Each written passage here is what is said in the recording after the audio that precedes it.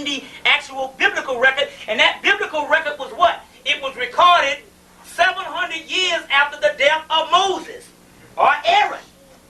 This is, and it's like Dr. Ben said, you go all over Kemet. You go to Goshen where he was so-called born. No records of a Moses. But we have the records of the Mosai kings, which was Moses was an Egyptian name. Moses, Tutmosis, and the whole 9 yards. Which means to draw from the water. Or it means child. So now, but we do have records of a king in Kemet by the name of Akhenaten that rebelled against the system. Okay? He rebelled against the system, and he tried to establish a new monotheistic religion. Remember? So now, all of a sudden, if you look at the book of Exodus and you look at the whole Moses thing, we don't have a record of one person, but we have a record of another person, which is Akhenaten.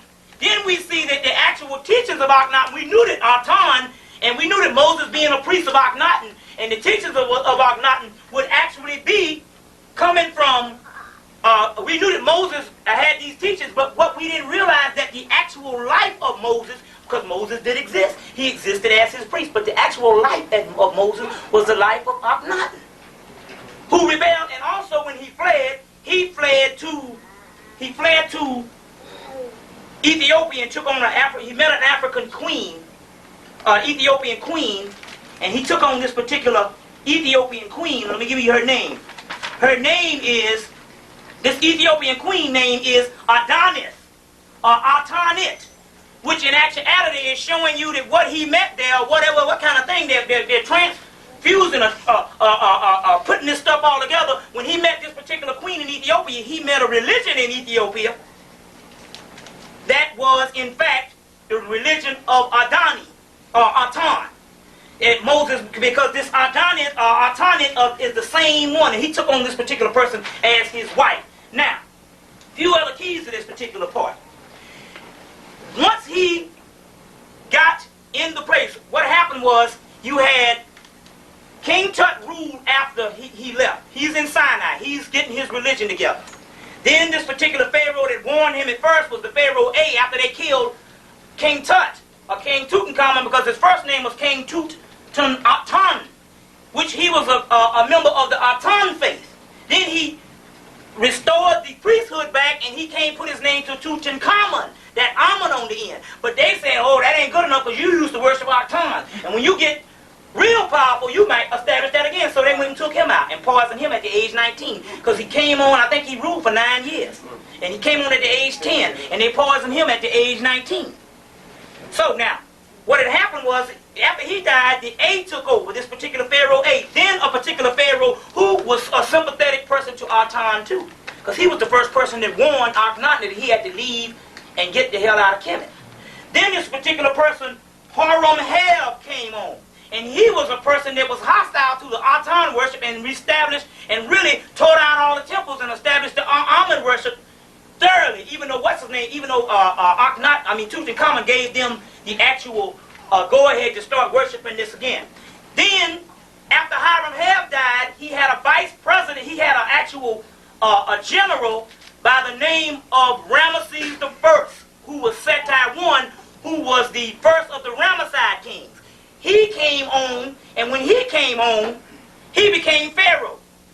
Then, after 13 years of Akhenaten being gone, I think it was almost, I think it was 13 years later, Akhenaten comes back in, and Ramesses in some of the descriptions describes himself as being the ruler of all of that of Atan embraces. Meaning that Atan worship, I'm the ruling over this now, and I'm an Amun person. But was he Amun person? Because his name was Seti I, and one of the original forms of Atan is the god Sut, or Set, which is not talking about the evil Set, but we're talking about the good Set, and Seti I, so he was a ruler of that, and he was a believer of Set too, the Seti I.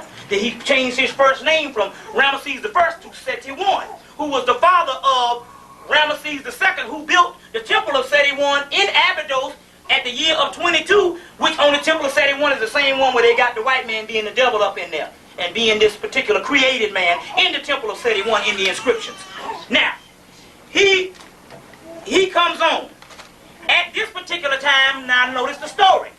Moses supposedly had gone back into Egypt or Kemet to get his particular people. Remember, he's supposed to go back and get the Hebrews and told them let the people go. Well, in actuality, because Hiram have died and that was the end of the 18th dynasty, Akhenaten said, hey, it's time for me to go back up in and get my throne back. But when he got back, Ramesses was this powerful ruler, and Akhenaten said, hey, I tell you what, I don't want no confrontation with you. I tell you what I'll do. I'll just get the rest of the people who believe in autonomy, we'll just go to Sinai. And at the particular time, you notice you have a thing about Moses' rod. That was the discussion of Moses' rod was actually the actual rod that the Pharaoh had when he ruled the dynasties. You see this scepter, this particular rod. So when he came in and he threw down his rods and the magicians threw down their rods, that was nothing but a discussion over the rulership of Kemet because you ruled by this particular rod and the rod was indigenous to the pharaohs. You understand? Which was a pharaoh's type of ornament, or what you would call it. This particular rod. So he said, I tell you what. He said, I don't want no part of this. He said, I just want to just get my people and I want to go. Now, this is what happened.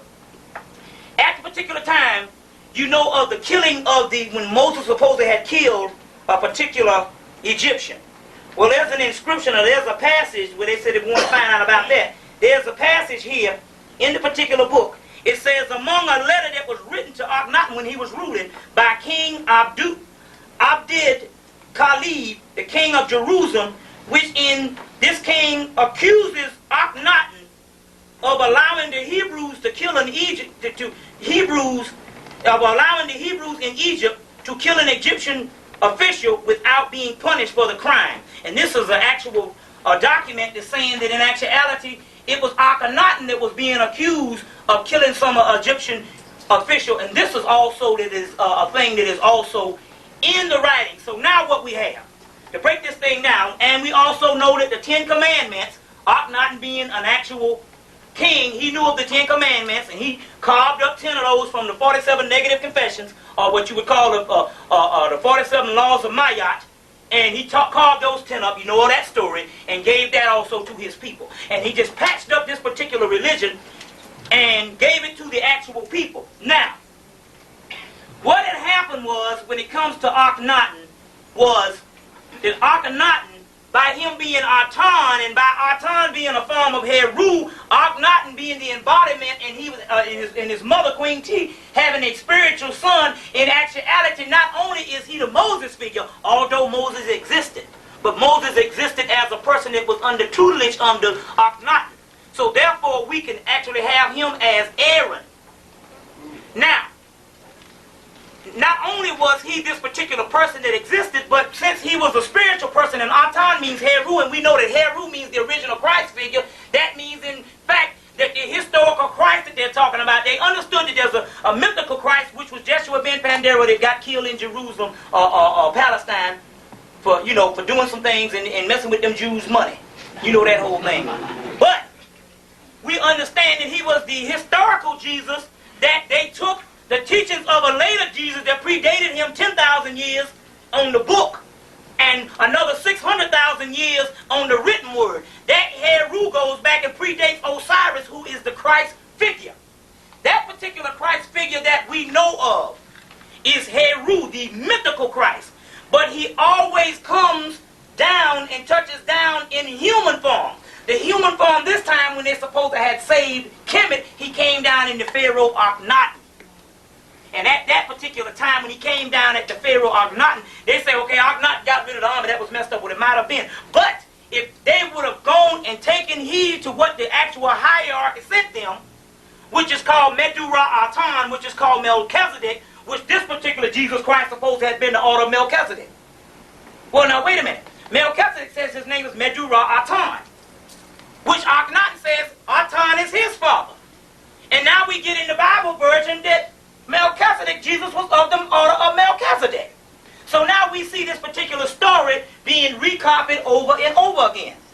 So now they sent this particular spiritual person down, and they wanted this particular spiritual person to clean up Kemet and get Kemet back on the path. Then they said it wouldn't make a difference whether you didn't have an army or not, because if you're on the right spiritual path, can't nothing penetrate that anyway. So what had happened was, because they did away with him and they didn't kill him, because they did away with him, and he went into the Sinai Peninsula, And actually what had happened was after he died or whatever, the person who taught them the Hebrew tongue that they called Moses, who was Akhenaten, was the one that was attributed to Akhenaten's life and teachings.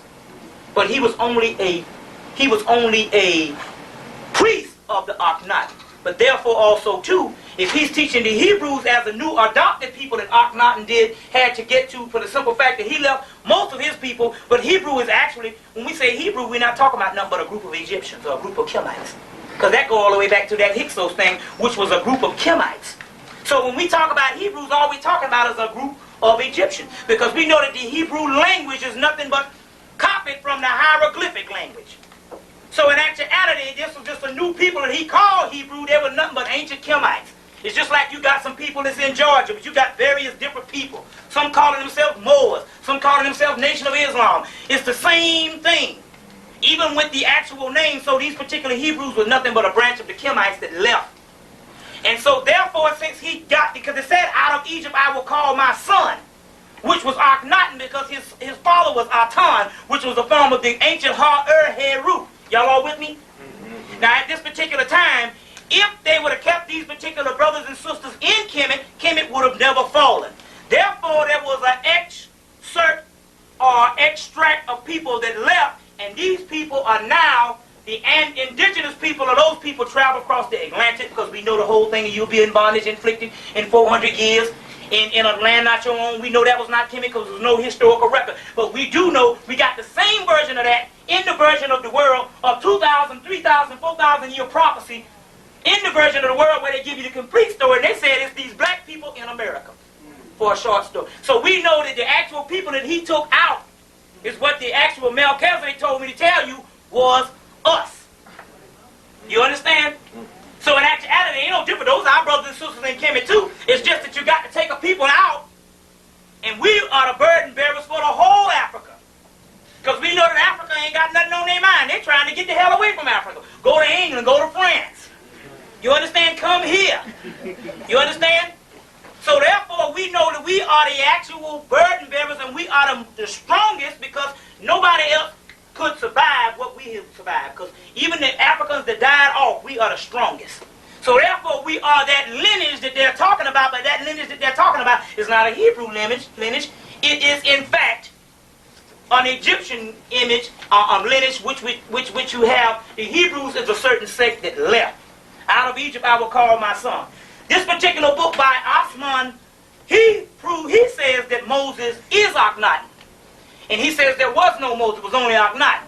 But the hierarchy told me, yes, there was a Moses, just as Manetho said that there was a Moses, he just was the priest. So in actuality, he is telling the truth. This book by the name of Osman, they're going to have some here, they're going to get this book here, it's coming from England.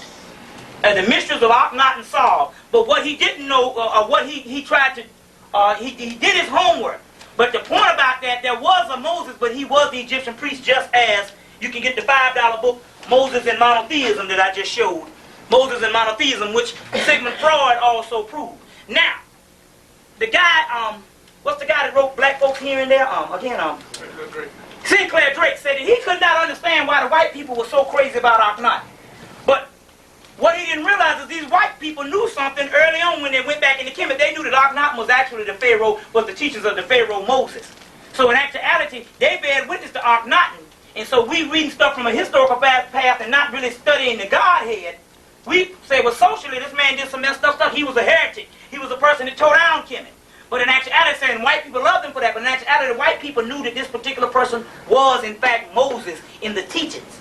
And Moses would be equivalent to an Aaron, which would be the people who actually taught them the actual teachings. Now, there's a part where he had to go in and he had to compromise. And he had to compromise by changing. He had to go in, and these particular people, where some of those people were coming from cosmopolitan Kemet, were actually people that actually worship Jehovah. And so he had to compromise, and then the word Adonai Jehovah arose as the two part of the system put together. But they're saying Jehovah is none other than unlike the other God, but he just said this to put it together because he understood that Jehovah meant also the sun in Sirius too. Jah, the sun in Sirius. Or the word Kek, which means the sun in Sirius. Atan is the son in Sirius. Adani is the son in Sirius. Heru Kahudi, which is the original form, is the son in Sirius, which is Sirius at 1, the actual son as Sirius. Because you remember, then we have, since we have the grandson, Allah means the son in Sirius. Because we asked, because this brother, he said the reason how he could piece this thing together, and I always told you should do this. He said how he pieced this together is what he couldn't find in the Bible, he would find the rest of the story in the Holy Quran. So right there is telling you that you're supposed to read both of the doggone books together, and that's why y'all arguing over this thing. You're supposed to read both books together. And this is the reason why he said he got further when he would pick up the Quran and he would get a little more on the doggone story. You see, the Allah is a form of Adani, which means the Lord also, because we understand that Adani means the son in Sirius, and in the Holy Quran it tells you this is the God who created both male and female from one single ejaculated semen and will create all things anew. He is the Lord of Sirius in the surah of under the star. But why would they have the moon and they would have the star? Why wouldn't they have the sun and the moon, where the temples of the sun and the moon is in Mexico? Because the sun is Sirius. So therefore, when they showed the star, they were showing the actual sun, and they say the star and the crescent, but that star is Sirius, which is also the Greek god Pan, which is the Chinese god Shawan. All of it goes, which is the blue star Krita in the Hopi Indian, which we talk about the same one Godhead. So he understood this, so we have the actual origins of the Mohammedanism coming right straight out of this particular part where they also talk about the Mahdi coming back. The Hebrews talk about the Messiah. It's just that this Christian religion came up and threw a monkey wrench in it because they kept saying that Jesus was here, and not only was Jesus here, all the rest of you can never be like him. But in the book, they put passages in there, is it not written in your law that ye are God? John chapter 10, verse 34 to 36. And be ye as I am. So they say Jesus was a composite figure that went too doggone far. It says, or did he go too far? Or did the writers, because when we know of that particular Jesus on the earth plane, he told the people to be like him. And said, just like I have the attributes, he said what? Great works have I have done, greater works ye shall do. Just as I have the composite to be this Christ figure, you have it in you also. But as the people started writing, mainly what it was John, I think? Well, it was not John, it was Paul. As Paul started writing, after a while we looked and we got this particular person, just the supreme being that over anybody and nobody can get to nothing. So therefore he's an unapproachable God. You see, and this is the breakdown in one of the hideous forms of what has been going on and why it's been keeping you in slavery, because I'm going to get into the alien agenda in a minute. I'm going to tell you what the aliens said about these doggone religions. It's no problem for you to look at the scriptures, because the scriptures predate the religion. They go back before time. But the doggone religions, the sectarian religions, is slavery. And they said if we had a chance, we'd get rid of all these doggone religions. So now these are some things that's going on now. So we have concluded that Akhenaten was Moses. Moses was his particular priest who ended up being Aaron, which was the actual teacher.